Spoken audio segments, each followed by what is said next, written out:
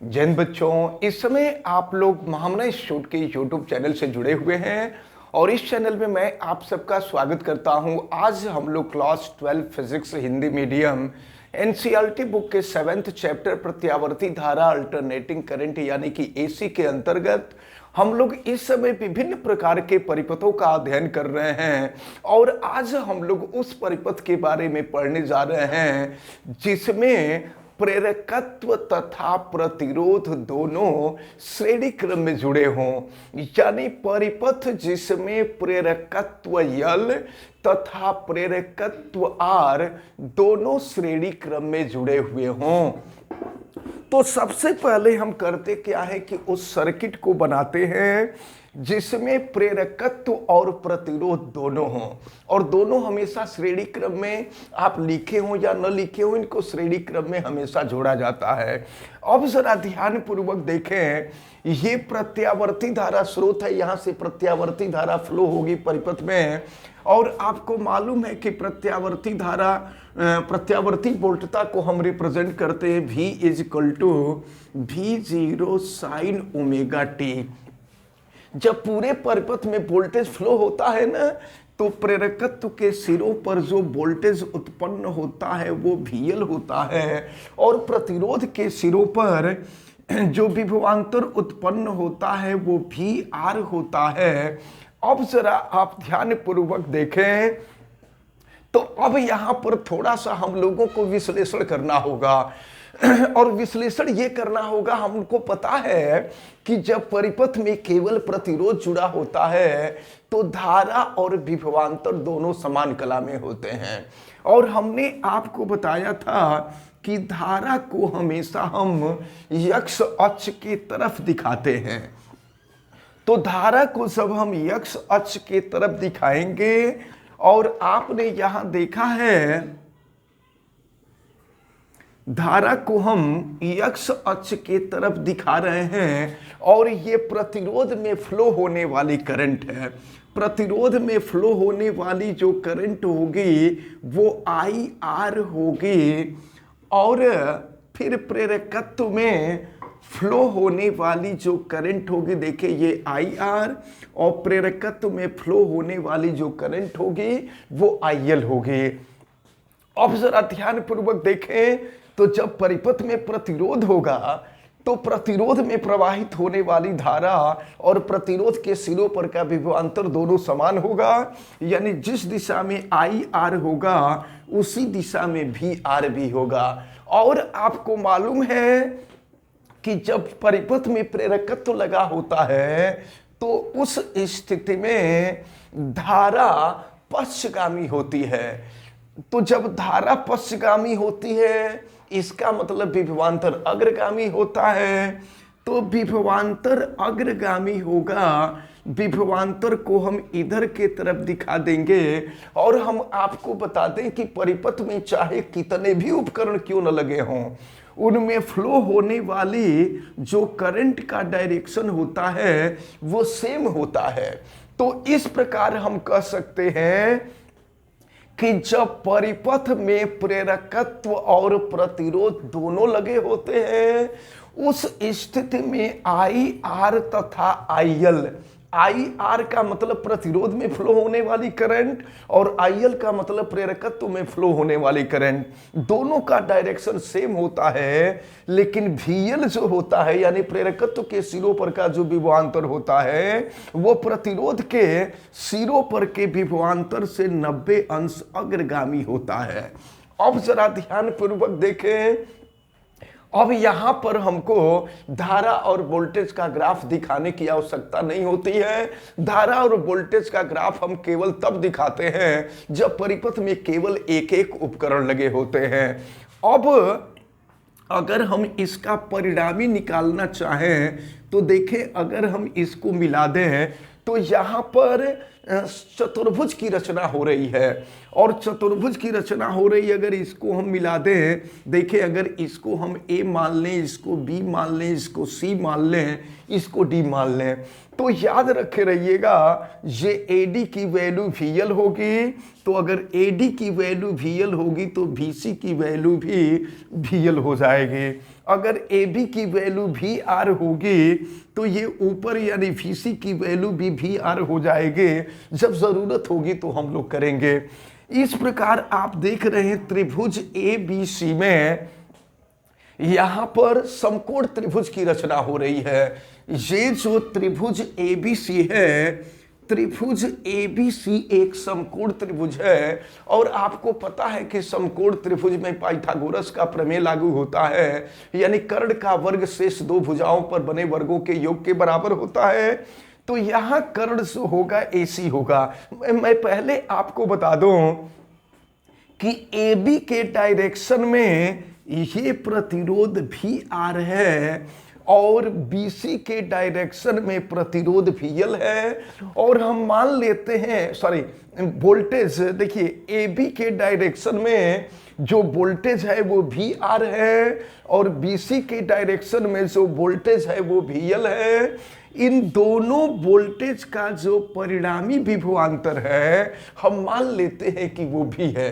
अब जरा ध्यान पूर्वक देखें, हम पाइथागोरस का प्रमेय अप्लाई कर देंगे तो ये हो जाएगा आपका AC square is equal to हो जाएगा AB स्क्वायर और प्लस हो जाएगा BC स्क्वायर।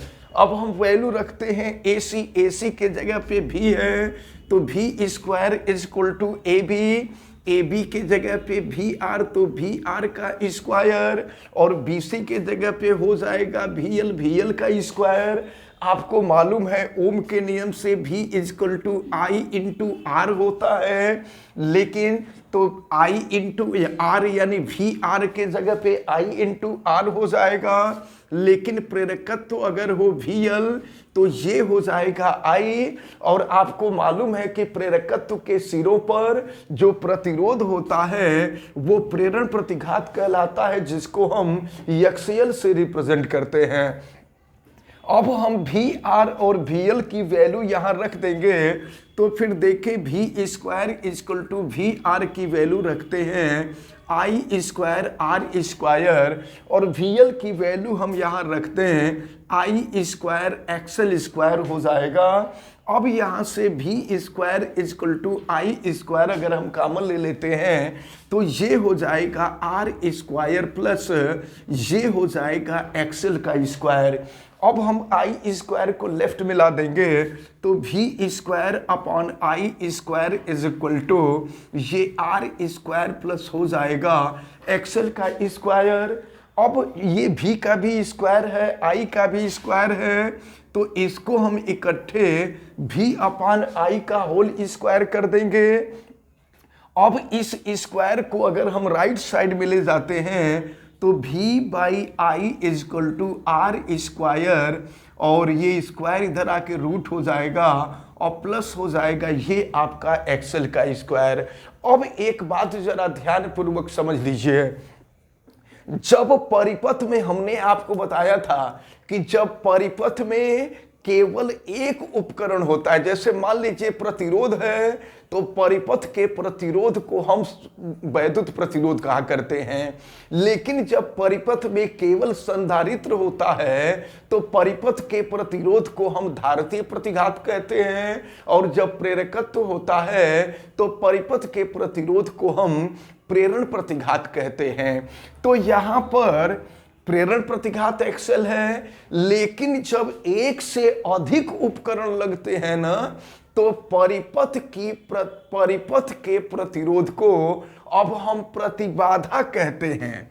परिपथ का प्रतिरोध प्रतिबाधा कहलाता है, जिसको हम इम्पीडेंस कहते हैं। ये प्रतिबाधा हो जाएगा, इम्पीडेंस हो जाएगा, और प्रतिबाधा को हम Z से रिप्रेजेंट किया करते हैं।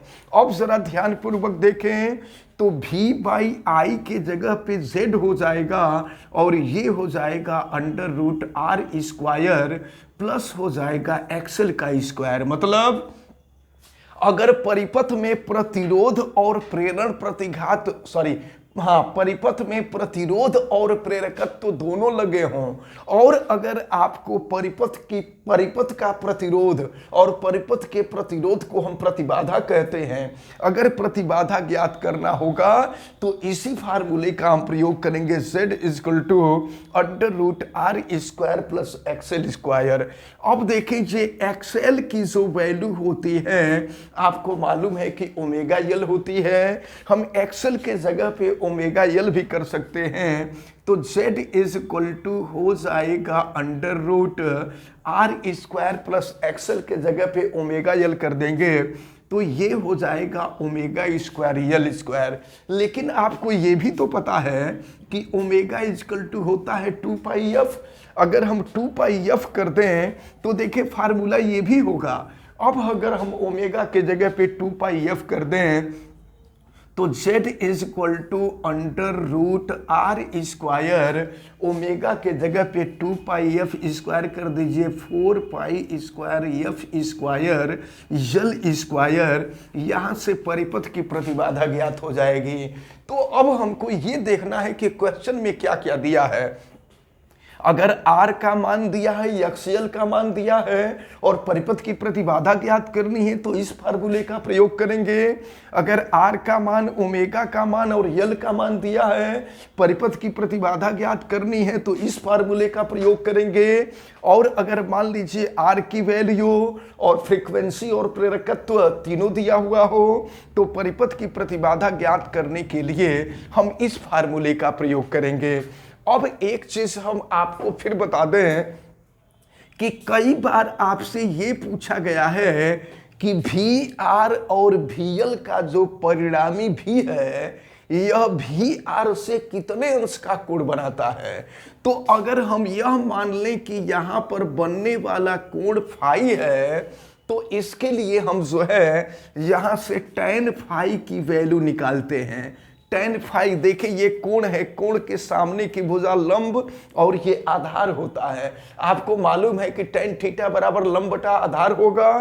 तो यहाँ पे हम कर देते हैं VL और बटा में कर देते हैं VR, फिर वैल्यू हम रख लेते हैं सबका। तो ये हो जाएगा tan फाई VL की जो वैल्यू है आपने देखा है, ये है IXL और VR की वैल्यू IR। I से I कैंसिल हो जाएगा, तो tan फाई हो जाएगा XL/R। इस फार्मूले से हम फाई की वैल्यू निकाल सकते हैं। फिर अगर हम चाहें तो XL की वैल्यू ओमेगा L भी लिख सकते हैं। तो ये tan फाई XL के जगह पे ओमेगा L कर दें तो ये ओमेगा L/R हो जाएगा। ओमेगा के जगह पे हम 2πf भी कर सकते हैं, तो tan फाई ये 2πfL हो जाएगा R। तो ये फार्मूला आपको अच्छी तरह से माइंड किए रहना है। और देखें जब जरूरत पड़ेगी, अब यहाँ भी आपको देखना होगा कि क्वेश्चन में क्या दिया हुआ है और इसके लिए किस फार्मूले का यूज होगा। ये तो tan फाई की वैल्यू है, अगर हमको फाई की वैल्यू ज्ञात करनी होगी तो tan बराबर के उधर चला जाएगा तो tan इनवर्स हो जाएगा।